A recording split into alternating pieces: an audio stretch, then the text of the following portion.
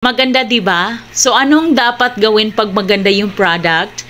Kung naghahanap ka ng magandang camping tent na kaya yung 4 to 6 persons, ito yung dapat mong bilhin. Napakalawak dyan sa loob.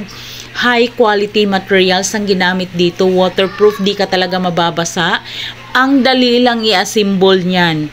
'Di ba? So hindi ka talaga mahihiyang dalhin to kahit sino yung kasama mo dahil kahit na mura lang siya dito sa TikTok, matibay siya. 'Di ba? Maganda talaga yung design din niya.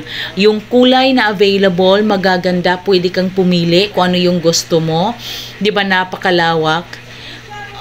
Ayan. So maganda talaga diyan sa loob.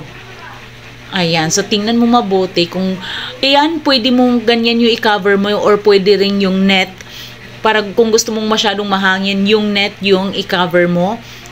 So pwedeng ganyan lang din. Kaya click mo na yung yellow basket.